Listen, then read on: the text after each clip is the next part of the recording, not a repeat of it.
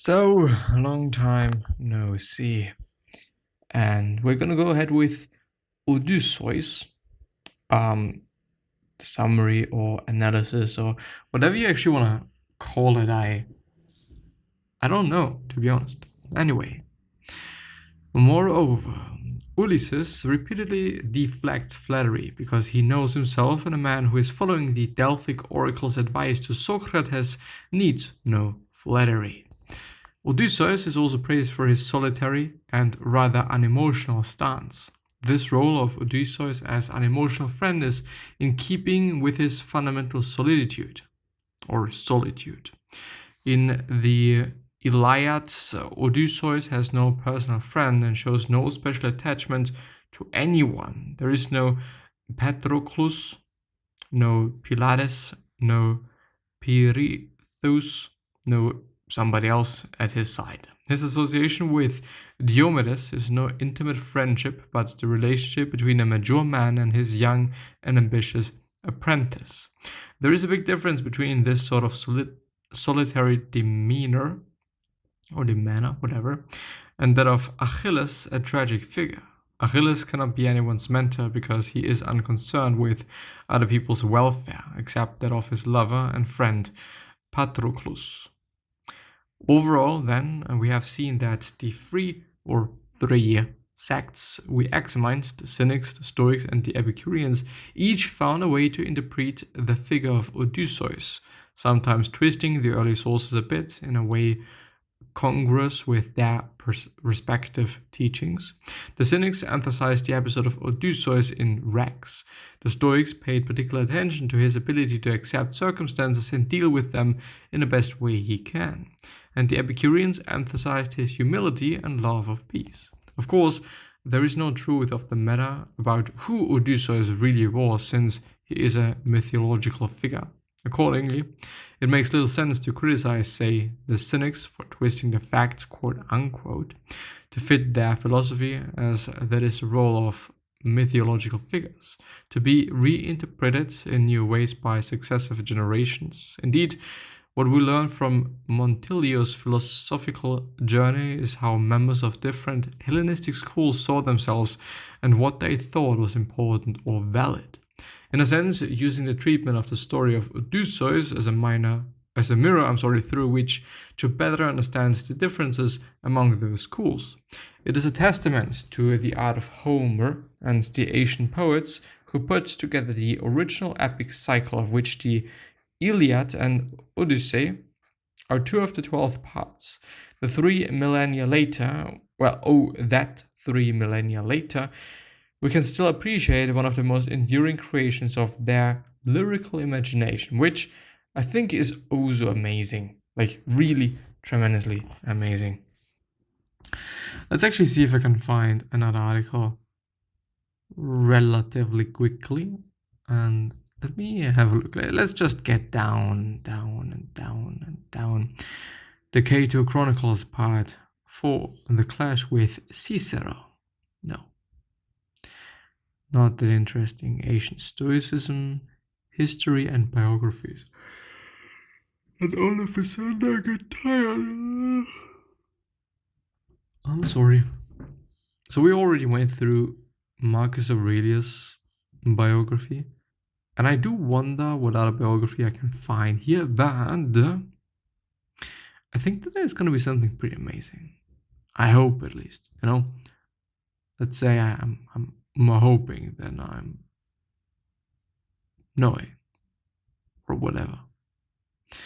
The Cato Chronicles, Odysseus and the Cynics. The story of Pseudo-Seneca. Well, I don't know what this story is all about, by the way. Pseudo-Seneca. But let's actually see. If you're interested in Stoicism, you've likely heard of the story of the so-called Pseudo-Seneca, but just in case, here it is. Stoicism had ceased to be an independent school of philosophy in the ancient world well before the end of the Western Roman Empire in 476, and of course some of the other schools lingered only a bit longer until the Byzantine Emperor Justinian, I closed the last of them, I think Justinian I closed the last of them, the Academy of Athens, in 529. But the philosophy had influenced a number of figures, including prominent Christian theologians throughout the Middle Ages and the early Renaissance. A pivotal event in our story occurred in 1584 when the new Stoic Justus Lipsius published De Constia, an introduction to Stoic philosophy based mostly on Seneca.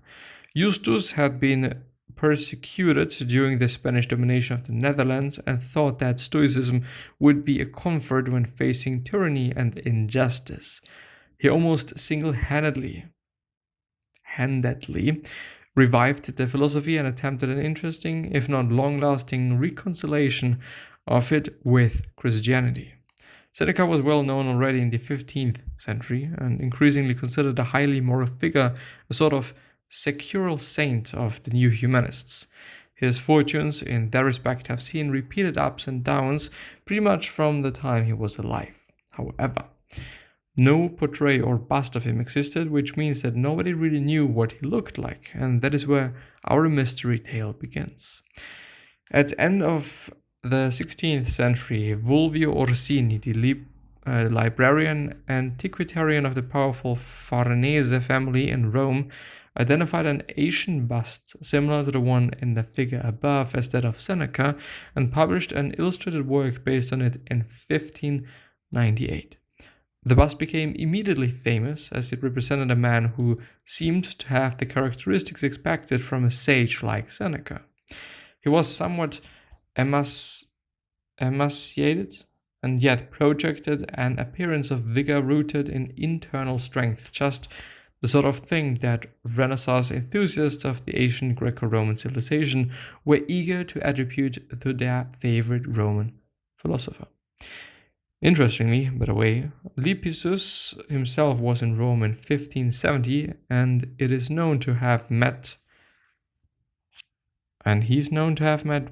Orsini, probably influencing the latter in his thinking about Seneca.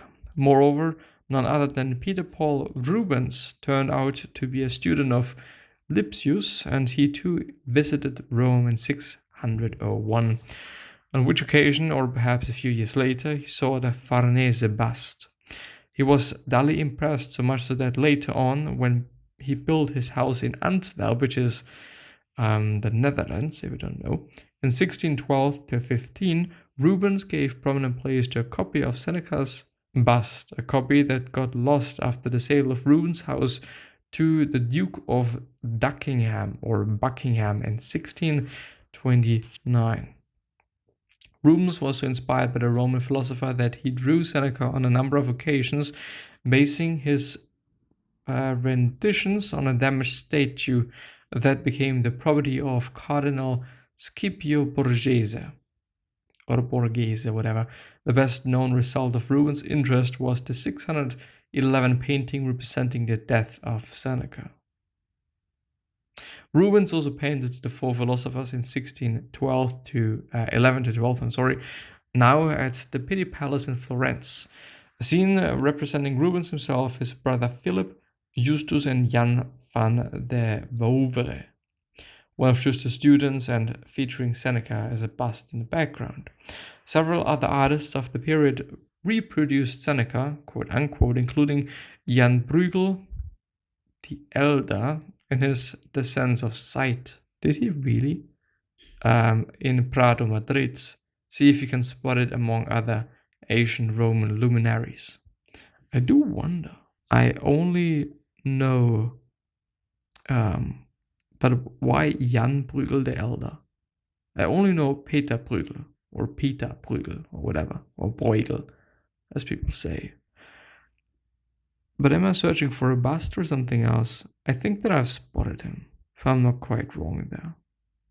If you're having the picture in front of you, the biggest bust and the right bottom one, I think he is. But if it is about the painting, then I don't see it. But it is a cool painting, this one. A bit later on, in mid-17th century, a number of painters began to reproduce so-called vanitas still lifes. Vanitas being kind of, memento mori and, so forth and so. Yeah. Anyway, paintings with a moralizing message, and a few by Matthias Vitus included Seneca, and the writing in one of these works expressed what very much sounds like a reference to the Stoics. Human beings with all virtues armed against happiness and unhappiness. Back to the Pseudo-Seneca bust. The most famous one is actually a Roman bronze from the late 1st century, currently at the Museo Archeologico Nazionale in Naples. But it is nowadays thought to most likely represent the playwright Aristophanes or the poet Hesiod. It was discovered in the villa of the Papyri at Herculaneum in 1754, i.e. after the above recalled events, but it is in itself a copy of a lost original Greek bronze from 200 BCE, which presumably also gave origin to the other Pseudo-Senecas, of which a dozen had been discovered by the 17th century. Johann Joachim Winkelmann, or Johann Joachim Winkelmann, a German historian and archaeologist who profoundly disliked Seneca to the point of calling him a low pedant, was the first to doubt of the authenticity of Pseudo-Seneca already in 1764. We now know pretty much for sure that Winkelmann was right in being skeptical, though not about the pedant part. The real likeness of Seneca was discovered in 1813 at the Villa Mattea on the Celio Hill in Rome. It is one side of an unusual double bust featuring Socrates on the other side, and is now at the Altes Museum in Berlin. At the Altes Museum. Well, it sounds so strange. Anyway. How do we know this is really Seneca? If you look closely, it clearly says so on the bust itself, and there is no reason to think that the inscription is forgery added later to the marble portrait. Lots more can be found on the story of Pseudo-Seneca, including a number of illustrations of other busts and paintings, and in a little known article by Wolfram Prinz entitled The Four Philosophers by Rubens and the Pseudo-Seneca in 17th Century Painting, and published in the Art Bulletin. And there's a link, so the article can be downloaded here if you register for an account. The Art Bulletin, 410 to 418 from 1973. It probably is the 55th piece, newspaper, whatever it actually is, I don't know.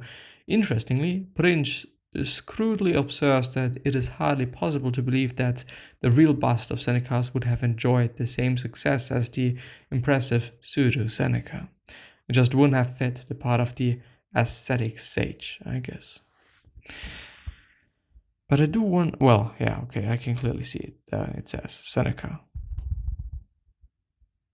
AstraZeneca, just something that I've thought about or had to think about today. Anyway, I'm gonna end the episode here, and I wish you the best and see you soon, hopefully. So, bye-bye.